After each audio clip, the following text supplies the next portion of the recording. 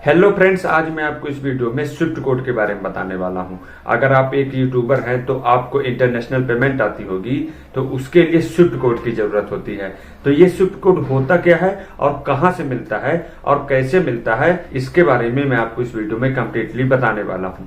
तो अगर आप स्विफ्ट कोड के बारे में जानना चाहते हैं तो इस वीडियो को शुरू से लेकर एंड तक देखते रहिएगा। और अभी तक चैनल को सब्सक्राइब नहीं किया तो प्लीज टेक्निकल रत्नाकर चैनल को सब्सक्राइब कर दीजिएगा और वीडियो को लाइक कर दीजिएगा। तो चलिए वीडियो में आगे बढ़ते हैं। सबसे पहली बात ये आती है कि स्विफ्ट कोड कहाँ यूज किया जाता है। स्विफ्ट कोड तब यूज किया जाता है जब आपकी पेमेंट इंटरनेशनल आती है, मतलब कि बाहर से, मतलब विदेशों से जब आपकी इनकम आती है आपके बैंक में, तो उसके लिए स्विफ्ट कोड यूज किया जाता है। अगर आप एक यूट्यूबर हैं तो आपको गूगल एडसेंस के लिए स्विफ्ट कोड होना बहुत जरूरी है। गूगल एडसेंस आपसे स्विफ्ट कोड मांगता है।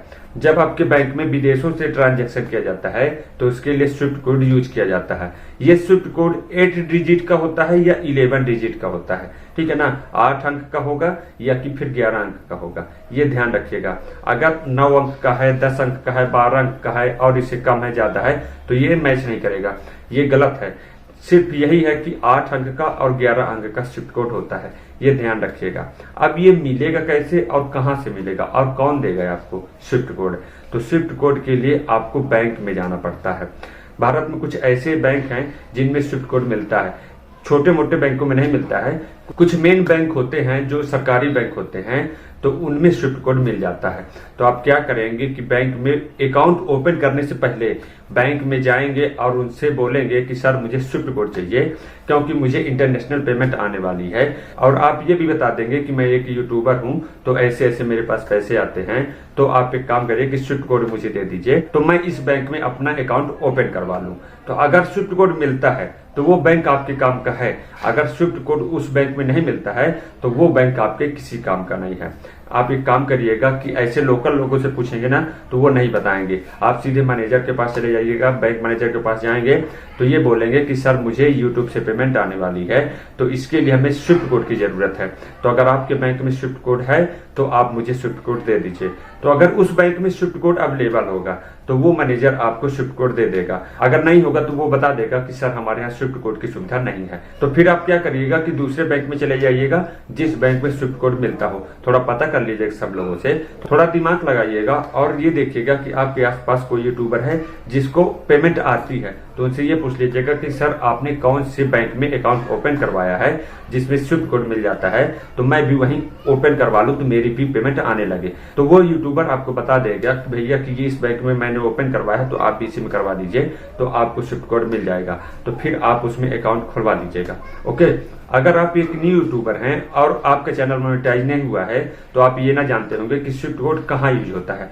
Swift code Google AdSense account में होता है। ये गूगल एडसेंस अकाउंट क्या होता है कि जब आप चैनल मोनेटाइज कर लेते हैं उसके बाद गूगल एडसेंस अकाउंट बनता है जिसके थ्रू आपका पैसा आता है। मतलब कि गूगल एडसेंस में यूट्यूब आपका पैसा भेजता है तो उस गूगल एडसेंस अकाउंट में स्विफ्ट कोड की जरूरत होती है। जब आप अपना बैंक ऐड करेंगे ना गूगल एडसेंस अकाउंट में तो उसमें स्विफ्ट कोड की जरूरत होती है। यूट्यूब क्या करता है कि आपका पैसा जो है तो सबसे पहले स्विफ्ट कोड वाले बैंक में भेजता है, फिर वो स्विफ्ट कोड वाला बैंक IFSC कोड वाले बैंक में आपका बैलेंस भेज देता है, फिर आपको मिल जाता है। यूट्यूब से पैसा आपका डॉलर में आता है तो वो डॉलर से रुपीज में चेंज करने का कुछ चार्ज भी काटता है। तो आप एक काम करिएगा कि स्विफ्ट कोड वाले बैंक में ही अकाउंट ओपन करवाइएगा। ओके। जब आप गूगल एडसेंस अकाउंट में अपना अकाउंट ऐड करेंगे तो उसमें आपसे नाम पूछेगा, मतलब जो आपने बैंक में नाम दिया है, अकाउंट में नाम दिया है, वो आपका नाम पूछेगा, फिर बैंक का नाम पूछेगा, उसके बाद IFSC कोड पूछेगा और आपका बैंक अकाउंट भी पूछेगा और आपका स्विफ्ट कोड भी पूछेगा। ओके। तो स्विफ्ट कोड की बहुत जरूरत पड़ती है। बिना स्विफ्ट कोड के यूट्यूब आपको पेमेंट नहीं देता है। जिस बैंक में आपने अकाउंट ओपन किया है अगर उसमें स्विफ्ट कोड होगा तो आपको पेमेंट बड़ी आसानी से मिल जाएगी। अगर स्विफ्ट कोड नहीं होगा तो आपको पेमेंट नहीं मिल सकती।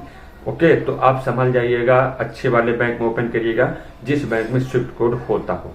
तो 100 बातों की एक बात कि स्विफ्ट कोड वहां यूज किया जाता है जहां इंटरनेशनल ट्रांजैक्शन किया जाता है, मतलब कि विदेशों से पैसा मंगाया जाता है, उसके लिए स्विफ्ट कोड यूज किया जाता है। तो आप एक यूट्यूबर हैं तो आपकी पेमेंट तो विदेशों से ही आएगी, तो इसके लिए आपको स्विफ्ट कोड की जरूरत पड़ेगी। तो आप बैंक में स्विफ्ट कोड जरूर पूछ लीजिएगा। तो उम्मीद है कि जो मैंने आपको स्विफ्ट कोड के बारे में जानकारी दी है वो आपको अच्छी तरह से समझ में आ गई होगी। अगर आपको स्विफ्ट कोड के बारे में और कुछ जानकारी पूछना है तो आप कमेंट में पूछ लीजिएगा। तो आई होप कि ये वीडियो आपको समझ में आ गया होगा और ये वीडियो आपको अच्छा भी लगा होगा। अगर ये वीडियो आपको अच्छा लगा तो टेक्निकल रत्नाकर चैनल को सब्सक्राइब कर दीजिएगा और वीडियो को लाइक कर दीजिएगा।